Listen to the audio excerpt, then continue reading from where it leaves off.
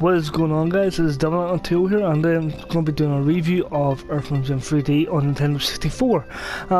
This game was developed by Vision Entertainment and published by Interplay in the PAL regions and Rockstar Games in America. No idea why Vision Entertainment and Interplay didn't do it for America as well. Develop it from the published for America as well, but who knows.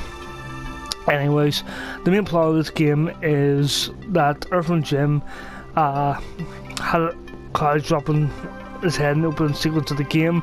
Kind of ironic because in the episode of the cartoon or the other games, it's usually the cloud drops on someone else, or as I said, it's usually at the end of the game that a cloud would drop on him or someone else. So anyways, this knocks him into a coma, and when he wakes up from the coma, he's inside his subconscious, and he's told by this golden cow, that his villains have taken over his brain, and it's up to him to collect the golden orders to unlock each part of his brain, and the boss levels, obviously, and to actually be able to progress in the game and stop them. Now, the golden orders isn't the only thing you collect in this game. You collect marbles as well, which are used to unlock each stage. There's 2 stages and then a boss battle in each level. You have to collect enough marbles to unlock the stages, obviously, but also by doing that, you'll actually become smarter, and it actually insults you by telling you how smart you've become. You're smarter than a guppy, you're smarter than lesson, you're smarter than that, and it just seems to get funnier every time it does it. So anyways, the boss, moving on to the actual levels and the gameplay itself. So the gameplay is a typical 3D platforming game. It's sort of like Mario or Banjo-Kazooie or Donkey Kong 64.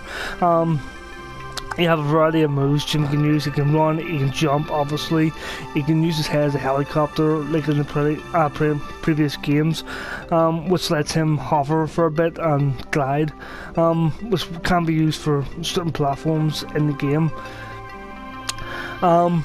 He has his gun, he can use his head as a whip. The gun you actually unlock, you actually can go to vending machines in certain levels and actually get certain different types of ammo. This isn't in every stage though, which is kind of sad because it's only in a couple of stages. There is a variety of ammo, it's not just one type of ammo each time you see it. I think one shoots like chicken eggs and then one shoots rockets or something like that. It's really, really weird. You also have a dodge button, which is handy for dodging attacks, especially with the enemies shooting projectiles at you, and it can help quite a bit. So moving on, talking about the actual camera angle. The camera in this game is absolutely terrible.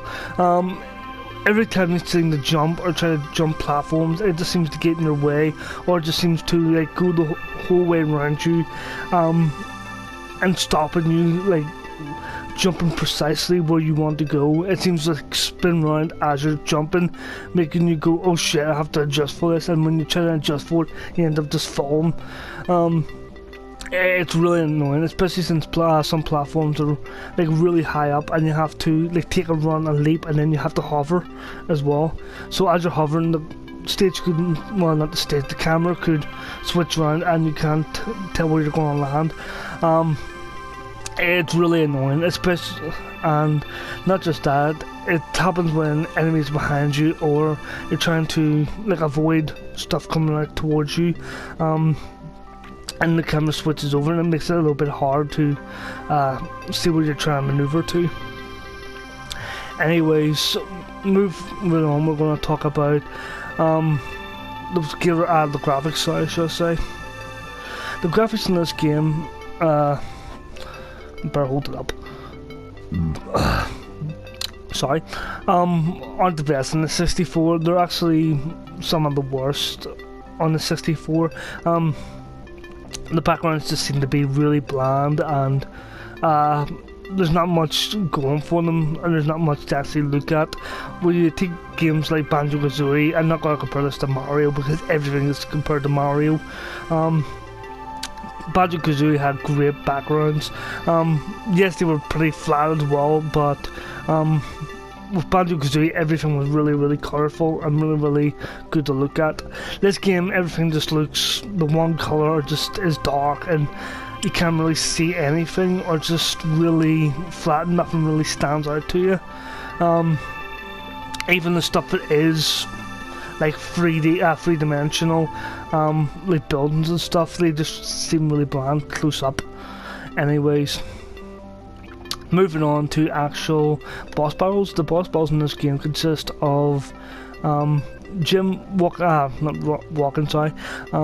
into the arena, riding the pig, and the arena's pretty small most of the time, and when you get to the boss, the main objective is to collect 100 marbles before he does. You do this by just running over them pretty much.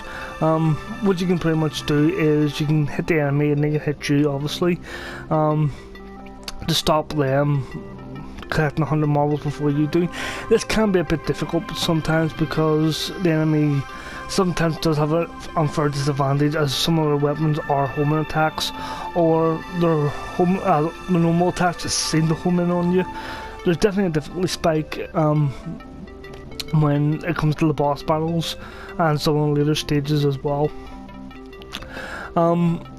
And it can be quite hard to get a good shot on the enemy when they're running around so fast, and the camera's working against you, as I said, and you're trying to hit this enemy, but he's flying off the screen, and the camera has to turn around for you to see it.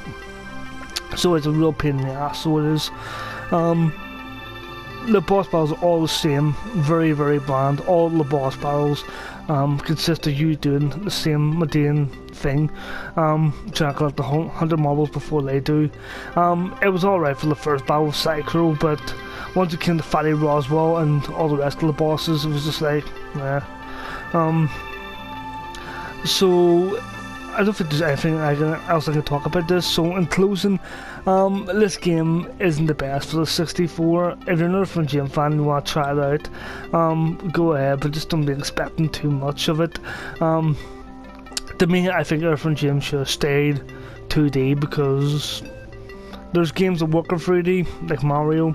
There's games that don't work in 3D, like this, and Sonic.